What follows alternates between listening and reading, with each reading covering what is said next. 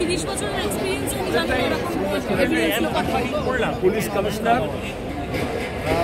পুলিশের DG, home secretary এবং police मंत्री और मुख्यमंत्री हिंदी बोले अगर जरा भी शर्म होता इनको तो चुल्लू भर पानी में डूब के मरते। আমি কারো মৃত্যু কামনা করি না, প্রবাদ একটা অঞ্জলি ভরা জলের মধ্যে এটা আমাদেরকে এটা শুনতে হচ্ছে।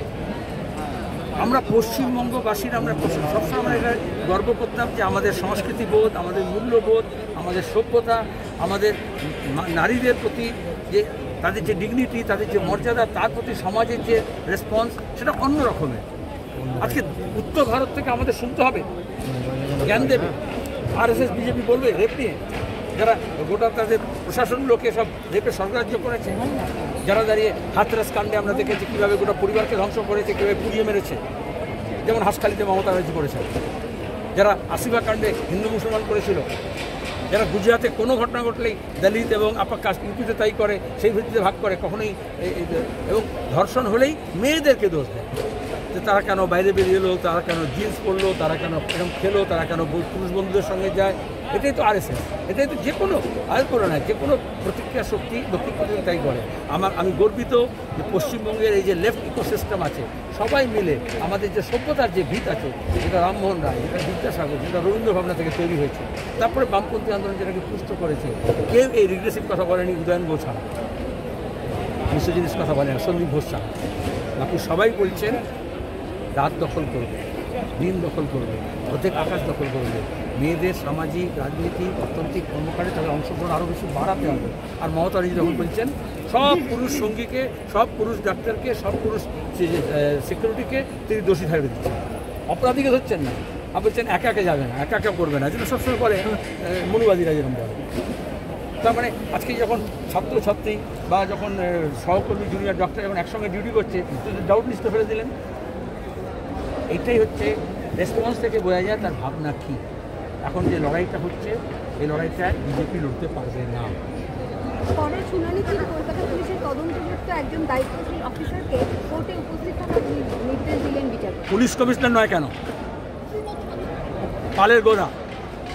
কারণ কামদুনি কাণ্ডে এই সিআইডি অফিসার হিসেবে সাক্ষ্য সাবৎ সব লোপাট করেছে, কিন্তু সেটা ছিল উঁচু দেওয়ালের পেছনে, এবং তখন সব্যসাচীকে ব্যবহার করে মমতা ব্যানার্জি তৎকালীন তৃণমূলের নেতা, পরে বিজেপি ঘুরে এখন আবার তৃণমূল হয়েছে, ওখানে ফুটবল ম্যাচ করছিল, তত্ত্বাবধানকারী সব সবজি কাটছিল, পিকনিক করছিল, ফিস করছিল, আর তখন সব সাক্ষর লোকাট হয়েছে।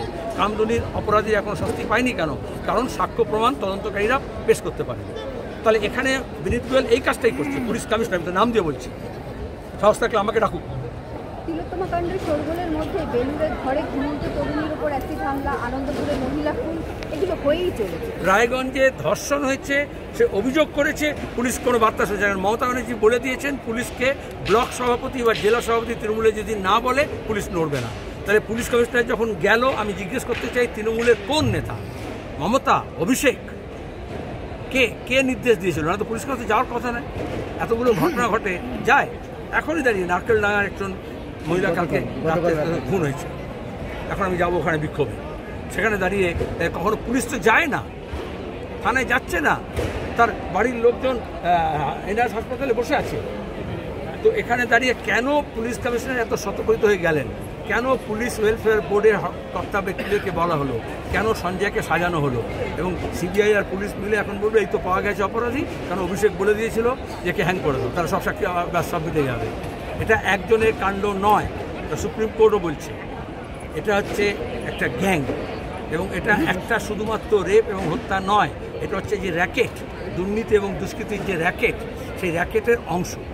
সোশ্যাল মিডিয়ায় নবান্ন অভিযানের ডাক দেওয়ার পর থেকে কিন্তু উদ্বিগ্ন রাজ্য সরকার। পুলিশের অনুমতি ছাড়া কেন প্রচার করছো?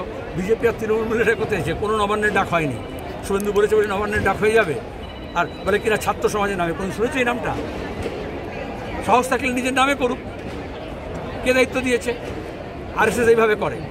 এবং নেট পরীক্ষা আছে যেদিন ইউজিসির, কোনো ছাত্র যদি শিক্ষা এবং ছাত্রের সঙ্গে যুক্ত থাকে কখনো সে ডাকতে পারে পরীক্ষার দিনে? তার মধ্যে হচ্ছে শিক্ষা থেকে সরাসরি দূরে আরএসএসের শাখার ছাত্ররা ডেকেছে, কখনো কোনো ছাত্র সঙ্গে ডাকতে পারে। Thank you.